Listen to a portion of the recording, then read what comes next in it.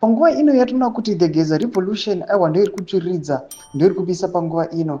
Tiona vana Bomushongeza they staged their protest aiwa on the 31st aiwa vakakonzeresa a massive shutdown nyika yeZimbabwe nekuti maprotest asina kuva vibrant and asina kumaterializa. Panguva ino tinoona kuti some people they are blaming Bomushongeza pamwechete the opposition leader Argo Nelson Chamisa pamusoro pekuti why is it paprotest haana kuva vibrant sekuexpecta kwaita vanhu pasocial media. Saka pena mashoko akubuda panguva ino tinoona Argo Nelson Chamisa aiwa haasi kuneta kumotivata macitizens kuti wasubscribe like out on the bell icon. Tipinda paendo pake abuda nyora chiti what is better? It is better to trust in the Lord than to put confidence in man. It is better to trust in the Lord than to put confidence in princes. Psalms 118:8-9. David was a king and a leader of God's people.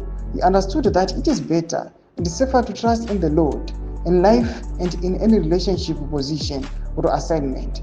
It is vital to remember that fidelity to the covenant is better than alliance with mere mortals. Blessed Sabbath forever and always. Argo Nelson Chamisa, #God is in it. Thomas Kwanachi deliver na Argo Nelson Chamisa achiti it is better to believe in the Lord pane kubeliever in some individuals. Mashoko ari kudeliver na Argo Nelson Chamisa atinoona ndo ari kukonzeresa kuti pasocial media vanhu valose trust maari vachiti Argo Nelson Chamisa anoziva kuti is a leader wemaverses. People that are criticizing him a lot.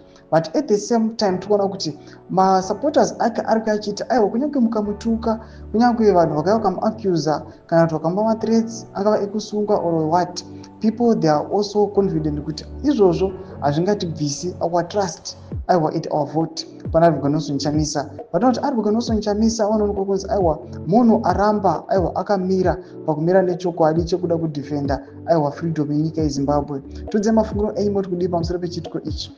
Comment section medu mafunguro enyu. So subscribe or like, turn on the bell icon.